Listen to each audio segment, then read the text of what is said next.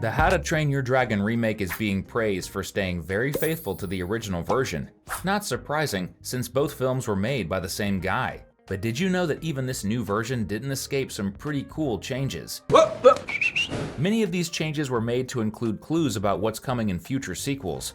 After all, the original 2010 movie was made before the creators knew for sure they were starting an epic saga. This time around, the director of the earlier films and the remake, already knows what's ahead and started laying the groundwork from the very beginning. You can see that in the 2025 movie when it reveals that the Red Death, the terrifying dragon the Vikings fight at the climax, is actually an alpha. A dragon of that rank is capable of controlling the will of other dragons. This concept was only introduced in the second animated film, and it had never been confirmed that the Red Death was one of them, but now it is. And that's just the first of 18 differences between the two versions of How to Train Your Dragon. So settle in, because Cinewave is just getting started. Hiccup's crew didn't get much spotlight in the original version of the first movie. They were fleshed out more in the sequels and the spin-off series, something the remake does its best to fix. The characters still aren't incredibly deep, but some new details were added to help us connect with them. For example, we now know that Snotlout, Hiccup's arrogant rival, has a rocky relationship with his father who doesn't respect him. That's why Snotlout hides behind his arrogance, which is kind of sad.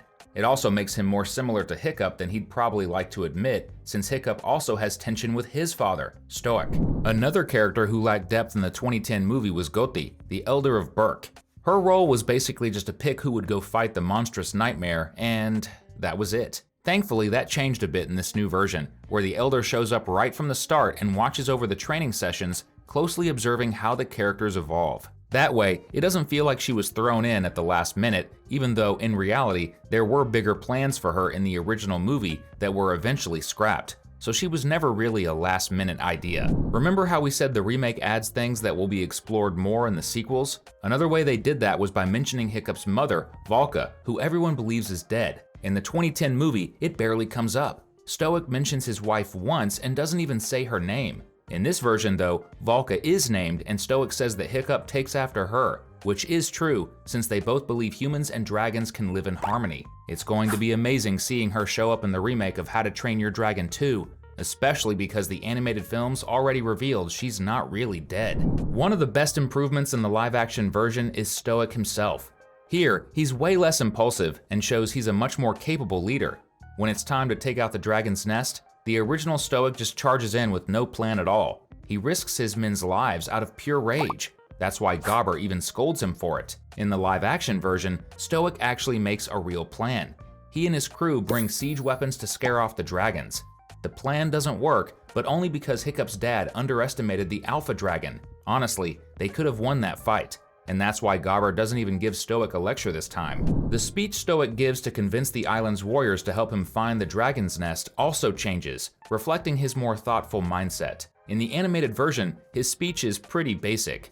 But in the remake, he actually calls out each warrior by name and points out their strengths, convincing them one by one to join the mission. Here, the Chief of Berk really shows he knows how to lead his people and gets them to believe in his cause. And if you think dragons are amazing, unlike Stoic, drop a #dragon in the comments. The opening scenes of both films are pretty similar, but a few small details are enough to change the whole vibe. For example, in the animated version, a sheep gets snatched up by a dragon.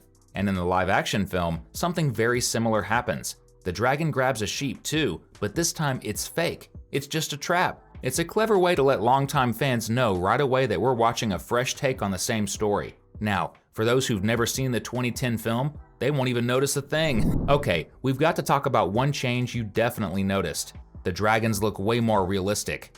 Just kidding, everyone noticed that. It's kind of expected from a live-action version. But do you know what actually makes these creatures feel so real while still staying true to the animation? The answer isn't just good CGI. In fact, the artists behind the film studied how different animals look and behave. Everything from reptiles like lizards and crocodiles to pets that many of us have, like cats and dogs. Because of that, the dragons in this version look a little more like real reptiles, but move with the quirks of various animals. Come on, didn't you notice Toothless in the remake acts a little like a dog? That said, the team didn't overdo the realistic features. They kept enough of the original design so the dragons still feel unique and true to their world. Snotlout isn't the only one from Hiccup's crew who got more backstory.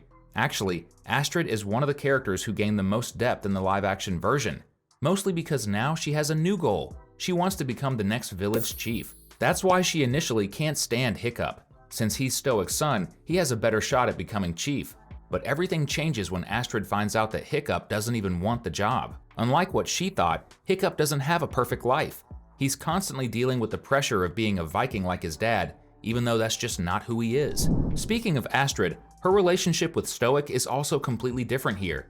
In the animated version, they didn't have much of a bond, but the remake decided to shift that.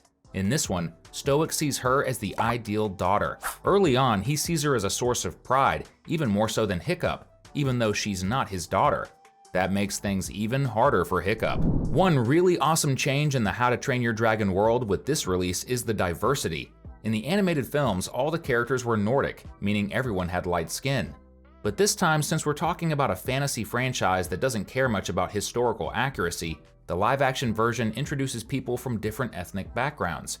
Astrid herself is black instead of white, and there are even Asian warriors living in Berk. The explanation given is that the people of Berk traveled all over the world and recruited the best dragon hunters from every region, creating a sort of task force. That means all the characters are Vikings, but they descend from different cultures. It really makes the world feel richer and more inclusive. And let's be honest, they didn't have to explain it. How to Train Your Dragon was never trying to be historically accurate, but the way they did it here, it totally works. Some of Hiccup's other teammates got visual makeovers too. The twins Tough Nut and Rough Nut were blonde like Astrid in the animated world, but they're redheads in the new version. Also, in the original they looked nearly identical, while in the live-action version, they've got their own distinct looks. One is skinny and the other is chubby. Still, they totally kept that chaotic twin energy. And just like we always deliver amazing content about your favorite animated films, make sure to subscribe to keep getting more of it. Fish Legs is another one who used to be blonde in the animated version, but ended up with a totally different hair color here. This time his hair is black, but he's still the lovable goofball of the group. Hiccup was always more sensitive than the other Vikings, especially at the beginning of the first movie. One really funny scene in the original is when he captures Toothless and sets him free, and then immediately faints from all the emotion. Or maybe low blood pressure, who knows? But that doesn't happen in the live-action version. Fainting in that kind of moment would have made sense, but the director probably thought it was just too cartoony for a movie with real actors, so they just left it out. Actually, before that moment, we see Toothless, all tied up, staring right at Hiccup, and his look is super cute here. That's pretty different from the animated movie, where Toothless looks way more menacing at first and only gets softer later on. Maybe that's why Hiccup didn't get so scared that he passed out. The final battle between Stoic's Vikings and the Red Death has always been amazing, even back in the 2010 version, but the remake takes it to a whole new epic level. One big reason is that the fight is way longer now, giving us time to feel every emotion along the way. The second reason? The film's CGI, especially since this time around it's a live-action movie with a super intense third act. There's no way they could have cut the moment when Stoic makes peace with Hiccup. It's one of the most emotional parts of the original movie, and it still is in this one, but the scene is just a little different. In the animated film, when his dad tells him he's proud to call him his son, Hiccup shyly responds, "Thanks, Dad." In the 2025 movie though, Hiccup's a bit bolder and says, "That's all I needed." Either way, the scene hits hard in both versions. Did you know the remake actually has a post-credit scene?